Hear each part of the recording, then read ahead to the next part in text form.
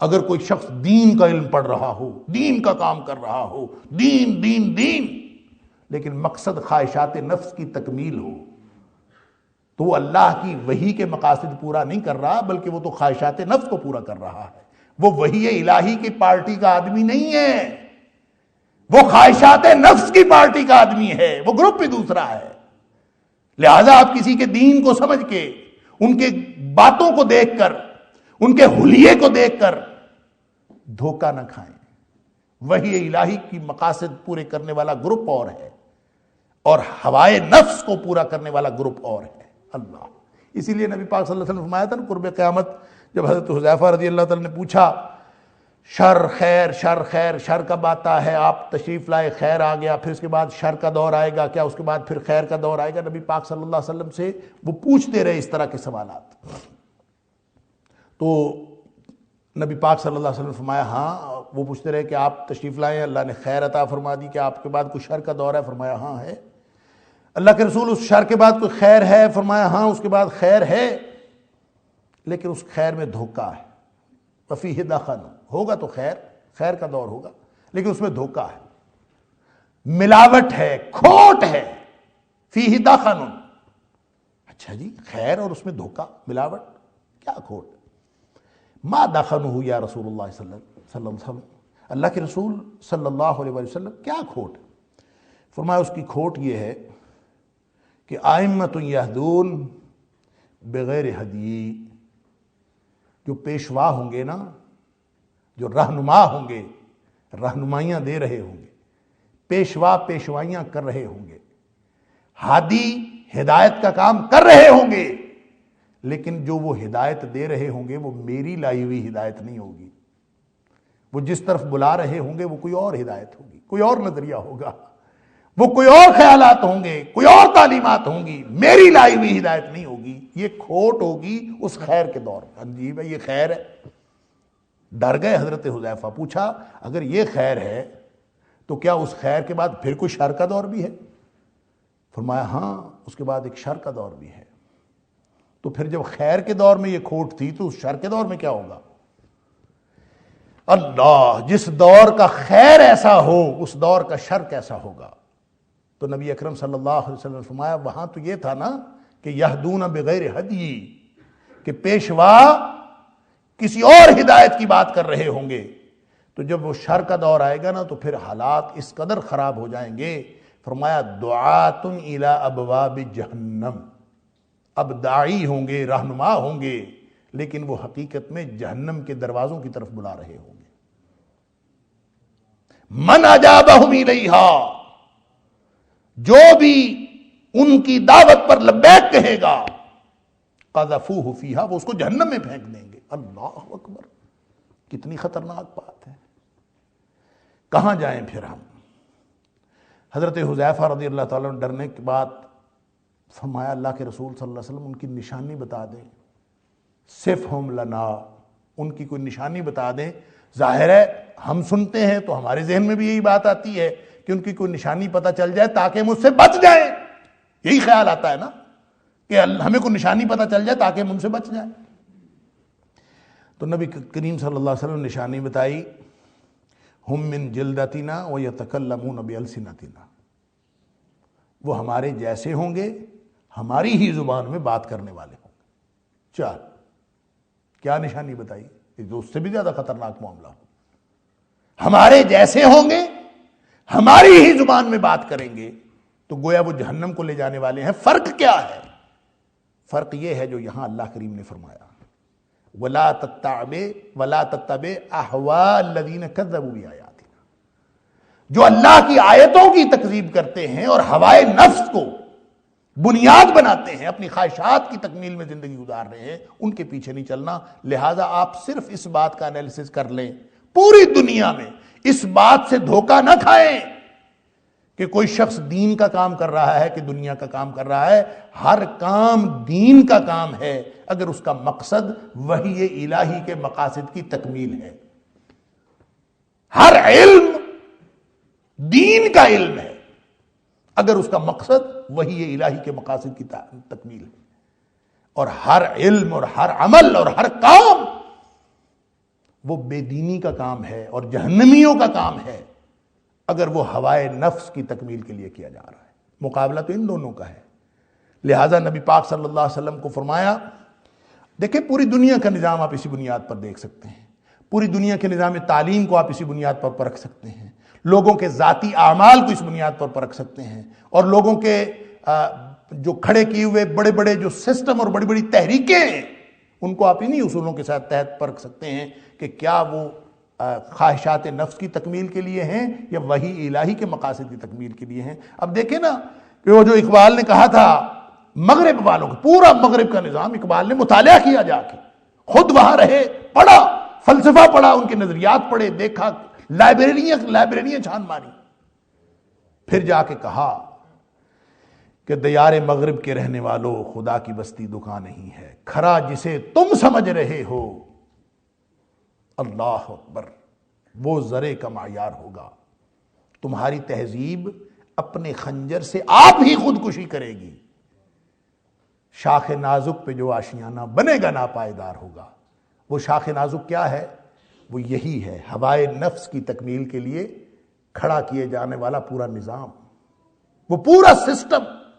آپ مغرب کی نظام تعلیم کو دیکھ لیجئے، ان کے پورے سسٹم کو ٹیکنالوجیکل جو انقلاب وہاں پہ آیا ہوا ہے وہ آپ سارا دیکھ لیجئے، وہ اصل میں انسان کی سہولیات کے لیے، اس کو وہ بلکہ باقاعدہ اس کے لیے ایک ٹرم ہے، آپ اگر باقاعدہ ان کے جو ان کی موجودہ تہذیب کے پس منظر کے اندر جتنے نظریات شامل ہیں اس کے اندر ایک ٹرم ہے جو بنیادی طور پر تھامس ہابز کی ٹرم ہے، یوٹیلیٹیرینزم، نظریہ افادیت پسندی، فائدہ، مفاد، جس چیز میں مفاد ہے وہ ٹھیک ہے، جس میں مفاد نہیں ہے وہ غلط ہے۔ لہذا پورا کا پورا نظام انسانی فائدے کے لیے بنایا گیا ہے۔ فائدے کا کیا مطلب؟ اور فائدے کی بنیاد کوئی وحی الہی سے پوچھ کے تھوڑی دیکھا کہ فائدہ کس میں ہے۔ فائدہ جو میں سمجھوں میرے لیے فائدہ ہے، جو میرا خیال سمجھے کہ میرے لیے فائدہ۔ لہذا تمام کے تمام جو وہاں ان کا نظام ہے، ساری کی ساری ترقی وہ انسانی سہولیات مہیا کرنے کے لیے ہے، یعنی دوسرے لفظوں میں خواہشات نفس کی تکمیل کے لیے ہے۔ یہی وہ شاخ نازک دیکھ بیٹھے تھے اقبال جب انہوں نے کہا تھا کہ شاخ نازک پہ جو آشیانہ بنے گا ناپائیدار ہوگا۔ اپنی خواہشوں کی تکمیل کے لیے کھڑا ہونے والا نظام وہ اپنی بنیادوں پہ ہوتا ہی نہیں۔ جب خواہش نفس کی تکمیل ہو جائے تو جانا کدھر ہے؟ پھر ایک خواہش ہوتی ہے نا، بندہ پوری ہو گیا پھر کدھر جانا؟ اگر فرض کریں بندہ کہتا ہے میں یہ کر لوں، میں وہ کر لوں، میرے پاس پیسہ آ جائے، کتنی بڑی سے بڑی خواہش ہو سکتی ہے بندے کی۔ اگر وہ خواہشیں پوری ہو جائیں، یہ تو الگ بات ہے کہ بندہ پھر اس کے بعد خواہش بڑھا لیتا ہے۔ نبی پاک صلی اللہ علیہ وسلم نے فرمایا کہ اس کی جو پیٹ، تو ابن آدم کا پیٹ تو قبر کی مٹی بھرے گی، اس سے پہلے اس کی خواہشیں ختم نہیں ہوتی۔ جب اس کو ایک وادی سونے کی دے دی جائے نا، کہتے ایک اور لے لوں گا، پھر اس کو اور خواہش پیدا ہو، آگے سے آگے بڑھتا چلے، یہ ایک الگ بات۔ لیکن جو بھی خواہشیں انسان کرتا ہے وہ پوری ہو جائیں تو پھر اس کے بعد ملتا کیا ہے، کرنا کیا ہے، جانا کہاں ہے؟ خواہش تک میں بڑی کوٹھی لے لوں، لے لی، کیا ہوا پھر اس کے بعد؟ کیا ہوا؟ اللہ اکبر، واٹ نیکسٹ؟ ظاہر ہے پھر اس کے بعد ماری جائیں، موت اینڈ ہے، ان کے خیال میں موت اینڈ ہے۔ ہم کہتے ہیں موت آغاز ہے، موت کے بعد تو شروع ہوتی ہے زندگی۔ وہ کہتے ہیں موت ختم ہے، یہ کیونکہ ان کی زندگی موت تک ہے، ہماری اصل زندگی انشاءاللہ موت کے بعد شروع ہوگی، ہم اس کے لیے تیاری کر رہے ہیں۔ بس یہ فرق ہے، خواہشات نفس کی تکمیل یہاں تک ہے۔ لہذا آپ وہاں دیکھ لیں جن کی خواہشیں مکمل ہو گئیں، جو کسی بیماری میں یا کسی بھی وجہ سے کوئی آدمی چاہے کہ میں اب کافی ہو گئی اس دنیا میں، میں نے رہ لیا، یا میں بیمار ہوں یا کوئی مسئلہ، وہ اپنے آپ کو اس تنگی سے چھٹکارا پانا چاہتا ہے، یا خواہشات کی تکمیل کے بعد مکمل کر کے کہیں جانا چاہتا ہے، تو وہاں پہ آپشن ہے۔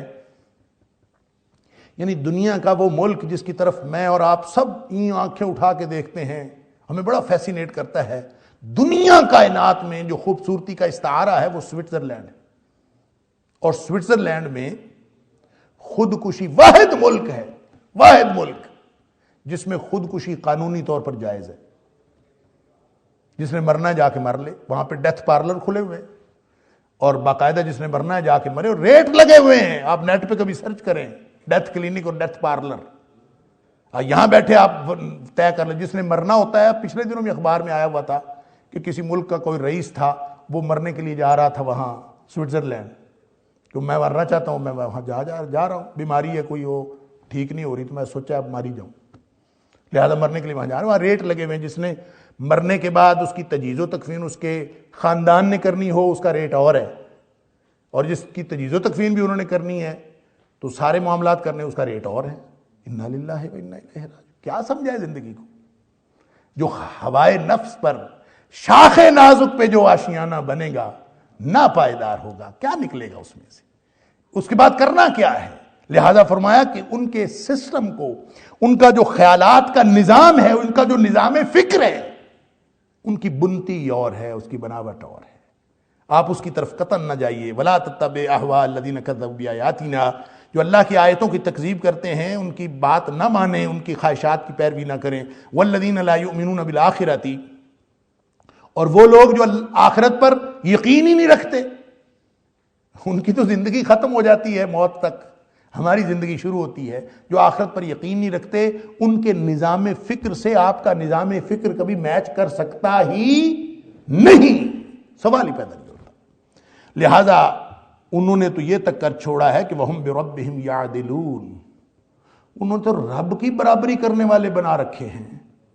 وَهُمْ بِرَبِّهِمْ يَعْدِلُونَ، ظاہر ہے خیال کے اور فکر کے گھوڑوں پر بیٹھ کر اور اپنے اندازوں پر چلنے والی دنیا اور نظریات کی بنیاد پر تشکیل پانے والا پورا کا پورا علم، وہ چاہے رب تک پہنچ جائے، وہ جو مرضی کر لے۔ وَهُمْ بِرَبِّهِمْ يَعْدِلُونَ، وہ رب کے مقابلے میں برابری میں لے آتے ہیں۔ اور نہ سمجھیے اس بات کو کہ یہ صرف مشرکین مکہ کے لیے کہا جا رہا، قرآن قیامت تک کے لیے ہے۔ مشرکین مکہ تو برابر کرتے تھے اپنے بتوں کو، اپنی مورتیوں کو، ہم نے کس کس چیز کو رب کے برابر قرار دیا ہے؟ وہ اختیار جو اللہ کا تھا ہم نے وہ ہیومن کو دے دیا۔ ہیومن رائٹس، ہیومن اپنا با اختیار ہے، انسان کے پاس سارے کے سارے اختیار ہیں، اور یہ جب سوچ بھی سکتا ہے، اپنے خیالات پر عمل بھی کر سکتا ہے اور سب کچھ کر سکتا ہے، لہذا ہیومن کو کسی بھی قسم کے جبر سے آزاد ہونا چاہیے۔ اور اس آزادی کا مطلب یہ ہے کہ ہیومن کو، لفظ ہیومن کو، اس اصطلاح کو، انسان سب سے بڑا دنیا کا قانون پتہ ہے کیا ہے؟ بیسک ہیومن رائٹ، یہ بنیادی انسانی حق کے خلاف۔ پیدا کرنے والے کا تو کوئی حق نہیں ہے۔ کہیں کوئی قانون ہو، کہیں کوئی عدالت اس بنیاد پر بھی فیصلہ کرے کہ یہ اللہ کا بنیادی حق ہے، یہ خالق کا بنیادی حق ہے، کہیں کوئی یہ بھی فیصلہ کرتا ہے؟ نہیں، بنیادی انسانی حقوق، اللہ کے حقوق متاثر ہو رہے ہیں تو کوئی مسئلہ نہیں ہے، نبی کریم صلی اللہ علیہ وسلم کے حقوق متاثر ہو رہے ہیں تو کوئی مسئلہ نہیں ہے۔ مسئلہ ہمیں وہاں پڑتا ہے جہاں بیسک ہیومن رائٹس، میں انسان ہوں، میں ہیومن ہوں۔ اب دیکھیں نا، یہ بھی بڑی دو نمبری ہے، آپ پڑھ لیجئے گا تاریخ کو، اصل میں بہت ساری چیزیں مجھے پنچ کرتی ہیں اس میں، جو کچھ اللہ کی توفیق سے تھوڑا بہت پڑھا ہے پنچ کرتا ہے، سٹرائک کرتا ہے، میں خامخواہ میرا خیال اس طرف چلا جاتا ہے۔ اللہ اکبر! یہ بائبل میں بھی 1800 قبل مسیح تک، 1800 عیسوی تک، اس 1800 عیسوی کی بات کر رہا ہوں، بائبل میں بھی کہیں بھی جو لفظ استعمال کیا گیا ہے مین کائنڈ کے لیے، مین کائنڈ یوز کیا گیا ہے، آدمی کے لیے لفظ مین ہے۔ ہیومن کی اصطلاح دور جدید کی اصطلاح ہے۔ مین کی بجائے ہیومن جب آیا ہے نا، وہ آیا ہی اس لیے ہے کہ انہوں نے ہیومن کو ہر طرح کی پابندی سے آزاد قرار دیا ہے۔ جب وہ مین کو، جو بائبل کی اصطلاح ہے مین، اسی کو اگر وہ تسلیم کرتے رہے تو اس کا مطلب پتہ ہے کیا ہے؟ بائبل تو خدا کا تصور رکھتی ہے۔ بائبل کے ہاں جو مین ہے وہ بمعنی عبد ہے، اور عبد ایک الہ کا تصور رکھتا ہے، لہذا وہ ایک ڈیوائن ٹریڈیشن آف نالج ہے، اس کے ساتھ وہ منسلک ہے۔ یہ ہیومن بنتا ہے تو اس ڈیوائن ٹریڈیشن سے کٹ آف ہو جاتا۔ وَهُمْ بِرَبِّهِمْ يَعْدِلُونَ، رب کی ضرورت باقی نہیں رہتی۔ پھر وہ کہتے ہیں ہم ہیں نا، ہم سوچ لیتے ہیں، میں سوچتا ہوں، میں کر سکتا ہوں۔ اب دیکھ لیجئے ان کے فلسفے پڑھیں، ہیومنزم کہاں سے آیا، ہیومنزم کی اصطلاح کہاں سے آئی، اور یہ ان کا مطلب کیا ہے؟ وَهُمْ بِرَبِّهِمْ يَعْدِلُونَ، رب کے برابر قرار دے دیتے ہیں۔ ظاہر ہے خواہشات نفس کو تو کہیں روکا نہیں جا سکتا، خیالات کے گھوڑوں کو تو کہیں روکا نہیں جا سکتا، اور یہاں تک پہنچ جاتے ہیں کہ جس طرح مشرکین مکہ رب کے برابر قرار دیتے تھے وہ اور طریقہ تھا، آج کے دور میں طریقے جدید ہیں، جاہلیت وہی قدیم ہے کہ وَهُمْ بِرَبِّهِمْ يَعْدِلُونَ، رب کے ساتھ جا برابر ٹھہراتے ہیں۔ یعدلون، عدل یعدل کا مطلب ہوتا ہے برابر ٹھہرانا، تو رب کے برابر ٹھہرا دیتے ہیں۔ تو اس کا کیا، جو کام رب کے کرنے کے ہیں وہ لوگوں نے اپنے ذمے لے لیے ہیں، جو کام اللہ کے کرنے کے ہیں لوگوں نے سمجھا ہم کر سکتے ہیں، لہذا ہمارے سسٹم میں سے، ہمارے نظام میں سے، ہمارے نظام فکر میں سے اللہ تعالیٰ کا تصور وہ ختم ہوتا جا رہا ہے آہستہ آہستہ۔ یہ بھی بات میں نے کرنی ہے، ہمارا معاملہ ہے، ہمارا نظام، اللہ خیر۔ ہمارے ایک دور جدید کے مفکر ہیں، وہ کہتے ہوتے ہیں کہ لوگوں نے اپنے کرنے والے کام اللہ کے ذمہ لگا رکھے ہیں، یعنی وہ ایک فلسفہ پیش کرتے ہیں، اس کا وہ یعنی بنیاد یہ ہے کہ لوگوں نے اپنے کام اللہ کے ذمہ لگا رکھے۔ ایسا نہیں ہے، بالکل الٹ ہے، اللہ کے کرنے والے کام لوگوں نے اپنے ذمہ لے رکھے ہیں۔ لوگ خود خدا بن بیٹھے ہیں، لوگوں نے چیزوں کو خدا کے برابر قرار دے دیا ہے، لوگوں نے اپنے نظریات کو خدا کے برابر قرار دے دی۔ یہ بالکل الٹ ہوا ہے، اور قرآن کہہ رہا ہے وَهُمْ بِرَبِّهِمْ يَعْدِلُونَ۔ کیا مطلب ہے اس کا؟ کہ جو اس طرح کے اللہ کی آیتوں کا انکار کرتے ہیں اپنے خیالات کی بنیاد پر، چاہے وہ کوئی بھی ہو، چاہے وہ اپنے آپ کو دیندار کہہ رہا ہو یا دنیا دار کہہ رہا ہو، یہ مسئلہ نہیں ہے۔ اس کی بیک گراؤنڈ نالج جو ہے وہ دین ہے یا دنیا ہے، یہ نہیں ہے۔ جو وہ عمل کر رہا ہے وہ دین کے نام پر کر رہا ہے یا دنیا کے نام پر کر رہا ہے، یہ نہیں ہے۔ وہ کس کے لیے کر رہا ہے؟ اللہ کو راضی کرنے کے لیے کر رہا ہے یا اپنی خواہش نفس کو پورا کرنے کے لیے کر رہا ہے؟ بھائی اس سے فرق پڑتا ہے۔ قل، اے حبیب صلی اللہ علیہ وآلہ وسلم آپ اعلان کیجئے، تعالوا اتل ما حرم ربکم علیکم، کیونکہ حق اس کا ہے، وہ جو مرضی حرام کرے، جو مرضی حلال ٹھہرائے، تم کون ہوتے ہو اپنی مرضی پر حلال اور حرام کہنے والے؟ لہٰذا آؤ میں تمہیں بتاتا ہوں اللہ نے کیا حرام کیا ہے اور کیا حلال کیا ہے۔ اللہ کا حلال اور حرام کا سسٹم جو بنیادی ضابطہ ہے وہ میں تمہیں بتاتا ہوں، اور یہ بنیادی ضابطہ جو آگے بتایا جا رہا ہے یہ بالکل بعین ہی وہی ہے جو تورات میں بھی ذکر کیا گیا تھا، یعنی یہ ہمیشہ سے وہ بنیادی ضابطہ تو وہی رہا ہے، شریعت بدلتی رہی ہے، یعنی کہیں جو اس کا یوں کہہ لیں کہ جو سبسٹینٹیو لا ہے وہ وہی رہا ہے، پروسیجرل لا بدلتا رہا ہے، یہ جو طریقہ کار ہے وہ تبدیل ہوتا رہا ہے، شریعت بدلتی رہی ہے۔ قل تعالوا اتل ما حرم ربکم علیکم، اے حبیب صلی اللہ علیہ وسلم ان کو کہیے، تعالوا آؤ، اتلو میں تمہیں پڑھ کے سناتا ہوں، میں تمہیں بتاتا ہوں، ما حرم ربکم علیکم، کیا حرام کیا ہے تمہارے رب نے تمہارے اوپر۔ نمبر 1، اللہ تشرکوا بہ شیئا، سب سے پہلی بات تو یہ تھی کہ اللہ کے ساتھ کسی کو شریک نہ ٹھہرانا، سب سے پہلا کام تو یہ تھا۔ تمہیں باقی سارے حرام بڑے نظر آتے ہیں، اس کو تم دیکھتے ہی نہیں کہ اللہ کے ساتھ تم کس کس چیز کو شریک ٹھہرا رہے ہو۔ اللہ تشرکوا بہ شیئا، اللہ کے ساتھ کسی چیز کو شریک نہ ٹھہرانا۔ اور شرک کے بارے میں ایک بات جو میں ہمیشہ کہتا ہوں، میں بہت اختصار کے ساتھ عرض کرتا چلوں کہ 3 قسمیں توحید کی ہیں اور 3 ہی قسم کا شرک،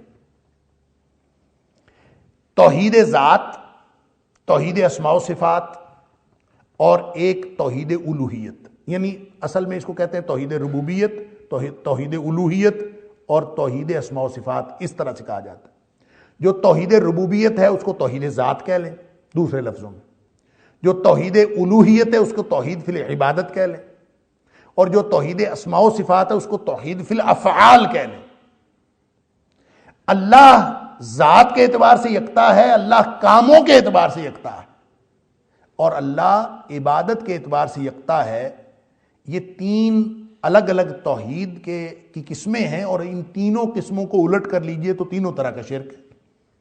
جو ذات میں اللہ کے ساتھ کسی کو شریک ٹھہرائے گا وہ شرک فی الذات ہوگا، یعنی ربوبیت میں شرک ہو گیا، اور جو افعال میں اللہ کے ساتھ کسی کو شریک ٹھہرائے گا وہ توحید فی الافعال ہو گیا، یہ توحید اسماء و صفات ہو گیا۔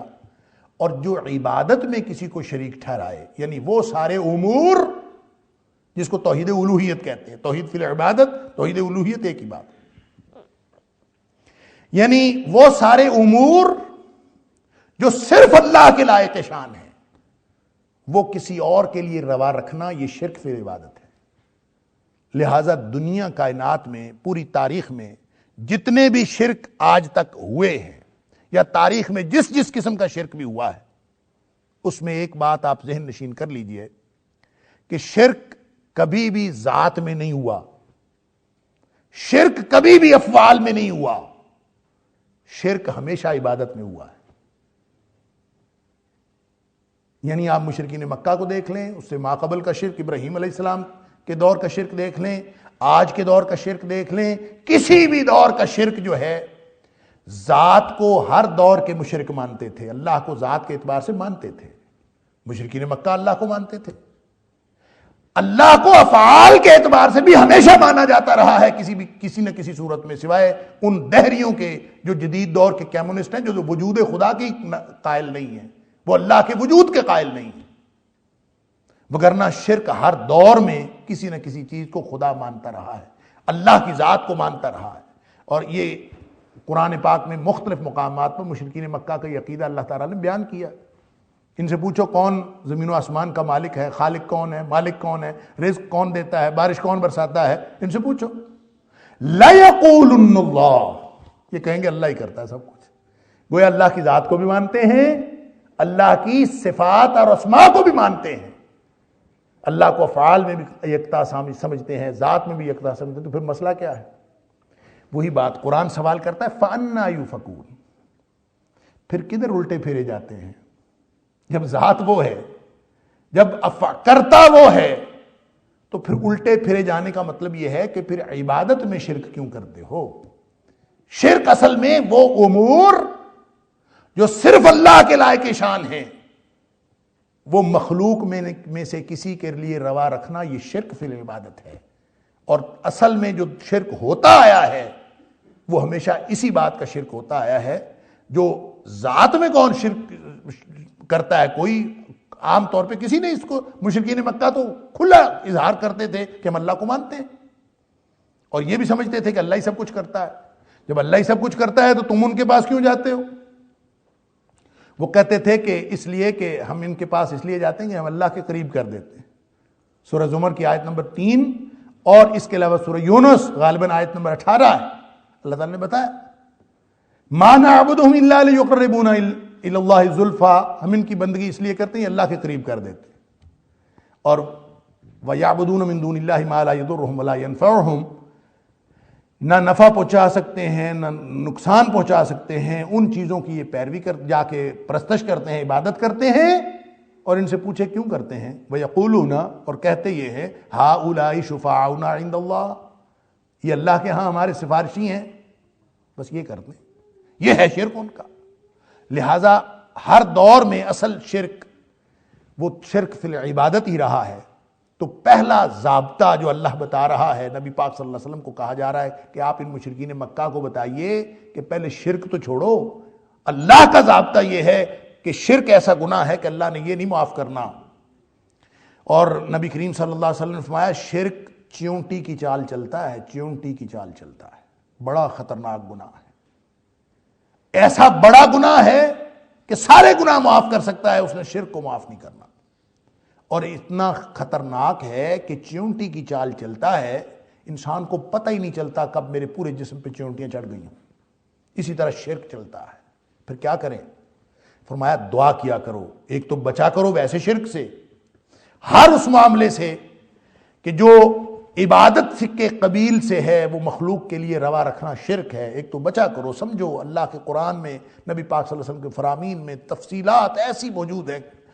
دوسرا دعا کرتے رہا کرو، اللہم انی اعوذ بک من ان اشرک بک شیئا اعلمہ واستغفرک لما لا اعلمہ، اللہ میں تیری پناہ میں آتا ہوں ہر قسم کے شرک سے، وہ شرک جس کے بارے میں مجھے علم ہو کہ یہ شرک ہے، اللہ تو مجھے اپنی پناہ میں لے لے، اور ہر اس شرک سے جو نادانستگی میں ہو جائے، مجھے پتہ ہی نہ ہو کہ یہ شرک تھا، میں کر بیٹھا ہوں، اللہ تو وہ بھی مجھے معاف کر دینا، کہ جس کا مجھے علم ہی نہیں ہے۔ یہ دعا ہمیشہ کرتے رہنا چاہیے کہ اللہ جو شرک مجھے معلوم ہے اس سے میں تیری پناہ میں آتا ہوں، اور جو مجھے معلوم نہیں ہے اس سے تو مجھے بچا لے۔ وبالوالدین احسانا، شرک کے فوراً بعد، اللہ کے حق کے بعد فوراً والدین کا حق، یعنی سب سے بڑا حق اللہ کا، اور پریکٹیکلی ویسے تو نبی کریم صلی اللہ علیہ وسلم کا حق ہے اللہ کے بعد، اور نبی کریم صلی اللہ علیہ وسلم کا حق دینا ایسے ہی ہے جیسے اللہ کا حق دینا۔ کیوں؟ من یطیع الرسول فقد اطاع اللہ، جس نے نبی کریم صلی اللہ علیہ وسلم کی اطاعت کی اصل میں اس نے اللہ کا حق اطاعت ادا کیا، لہذا اللہ اور اس کے رسول صلی اللہ علیہ وسلم کے حق میں کوئی فرق نہیں۔ اور وبالوالدین احسانا، دوسرا بڑا حق اور معاشرتی طور پر اس دھرتی کا سب سے بڑا حق وہ والدین کا حق ہے، لہذا جہاں کہیں اللہ نے اپنے حق کا ذکر کیا ساتھ ہی والدین کے ساتھ احسان کا بھی ذکر فوراً اللہ کے حق کے بعد، اور بالعموم اللہ تعالیٰ ذکر کرتا ہے سورہ بقرہ کی آیت نمبر 38 کے اندر، سورہ نساء کی آیت نمبر 36 اور سورہ انعام کی آیت نمبر 151۔ یہ جو ان ساری آیات میں یہ جو ہم پڑھ رہے ہیں اللہ تعالیٰ نے اپنے حق کے ساتھ والدین کا ذکر کیا۔ اس کا مطلب ہے یہ اس حق کی جو اہمیت کو ظاہر کرتا ہے کہ والدین کا اللہ تعالیٰ نے کتنا بڑا حق بنایا ہے۔ اور حق پتہ کیا ہے والدین کا؟ احسانہ۔ یہ ون وے ٹریفک چلے گی بھائی، یہاں پہ یہ نہیں سمجھنا کہ اس کا کتنا اور میرا کتنا، یہاں کیلکولیشن نہیں ہے، والدین کے حق میں کیلکولیشن نہیں ہے۔ اگر آپ کیلکولیٹ کرو گے والدین کا کتنا میرا کتنا، تو یہ اللہ تعالیٰ نے والدین کے حق میں رکھی کوئی نہیں۔ باقی آپ سارے معاملات میں کیلکولیشنز ہیں، والدین کے حق میں کوئی کیلکولیشن نہیں ہے۔ والدین جو چاہیں وہ کرنا ہے، سوائے اس کے کہ وہ اللہ کے حق میں کوئی گڑبڑ کریں، اس کے علاوہ کوئی بات ایسی نہیں جو والدین کی نہیں ماننی۔ لا طاعت لمخلوق فی معصیت الخالق، اگر خالق کی نافرمانی ہو رہی ہو تو پھر تو مخلوق کی کوئی بات ماننی نہیں ہے نا۔ اور اگر اللہ اور اس کے رسول صلی اللہ علیہ وسلم کی نافرمانی نہیں ہو رہی تو والدین جو کہیں وہ کرنا ہے، بات ختم ہوگی۔ میں یہ سمجھتا ہوں تم یہ سمجھتے ہو، یہ تو بات ہی کوئی نہیں۔ وبالوالدین احسانا، عدل نہیں ہے، احسان ہے، اور احسان کا مطلب ہوتا ہے کیلکولیشن نہیں کرنی۔ وہ آیا تھا نا صحابی، اس نے آ کے پوچھا تھا کہ میری اولاد ہے، بچے بھی ہیں، میرا والد میرے جائیداد میں سے حصہ مانگتا ہے، تو میں کتنا کو حصہ اس کو دے دوں؟ میرے باپ کا میری جائیداد میں سے حصہ بنتا ہے؟ نبی پاک صلی اللہ علیہ وسلم سے اس نے پوچھا تھا، اور حدیث میں یہ بات واضح ہے کہ اس نے کہا تھا میرے چھوٹے چھوٹے بچے ہیں، بالکل ہمارے والی یہ سچویشن کہ ہمارے گھر میں بچے ہیں، میری فیملی ہے، تو میری جتنی تنخواہ میں نے تو اپنی فیملی کو پالنا، میرا باپ آ کہتا ہے مجھے حصہ دے تنخواہ میں سے، تو کتنا حصہ بنتا ہے؟ ما لہو، اس کا کتنا حصہ ہے؟ سبحان اللہ۔ اس کا تو خیال ہوگا کہ نبی کریم صلی اللہ علیہ وسلم فرمائیں گے 50-50 کر لیا کرو، زیادہ سے زیادہ یہی کہیں گے نا، آدھا اس کو دے دو آدھا اپنے پاس رکھ لو، یا وہ ایک ہے اکیلا اس کو 10% دے دو 90% اپنے پاس رکھ لو، یا کچھ اس طرح سے اس کو دینا ہوگا۔ نبی کریم صلی اللہ علیہ وسلم فرمایا انت و مالک لابیک، تو اس کا حصہ پوچھتا ہے، تو خود اپنے باپ کی ملکیت ہے اور تیرا سارا مال تیرے باپ کی ملکیت ہے، تو حصہ پوچھتا ہے کہ اس کا حصہ کتنا ہے؟ اللہ اکبر۔ وبالوالدین احسانا، یہ وہ تعلق ہے جس کی کوئی کیلکولیشن نہیں ہے۔ احسان بس دیتے جاؤ، گنو نہ، بغیر گنے دیتے جاؤ، احسان کرتے جاؤ۔ ولا تقتلوا اولادکم من املاق، اور ایک اور ضابطہ یہ ہے کہ مفلسی کے ڈر سے اپنی اولادوں کو قتل نہ کرو۔ نحن نرزقکم وایاہم، تمہیں بھی ہم رزق دیتے ہیں اور ان اولادوں کا رزق بھی ہمارے ذمہ ہے۔ اللہ اکبر۔ سورہ بنی اسرائیل کی آیت نمبر 31 کے اندر بھی یہ بات اللہ تعالیٰ نے فرمائی ہے کہ وَلَا تَقْتُلُوا أَوْلَادَكُمْ مِنْ خَشْيَةِ إِمْلَاقٍ، اور وہاں فرمایا ہے نَحْنُ نَرْزُقُهُمْ وَإِيَّاكُمْ، کہ تمہیں بھی رزق ہم دیتے ہیں ان کو بھی رزق ہم دیتے ہیں۔ یہ بات وہاں بھی فرمائی، یہاں بھی فرمائی۔ اور قتل اولاد کی ایک صورت تو وہ تھی جو ہم مشرکین مکہ کے ہاں دیکھتے ہیں اور قبل اسلام دیکھتے ہیں کہ وہ بیٹیوں کو زندہ درگور کر دیتے تھے، تو کیا قتل اولاد کی کوئی اور صورت بھی ہے؟ اور اللہ تعالیٰ مفلسی کا ذکر دونوں جگہ پہ خصوصیت کے ساتھ کیا ہے، تو اس کا کیا مفہوم ہے انشاءاللہ یہ بھی جاننے کی کوشش کریں گے، لیکن اس وقت ہم بالکل اپنے وقت سے 2 منٹ اوپر ہو چکے ہیں۔ اللہ تعالیٰ مجھے اور آپ کو قرآن سمجھنے اور عمل کرنے کی توفیق عطا فرمائے۔ وآخر دعوانا الحمدللہ رب العالمین۔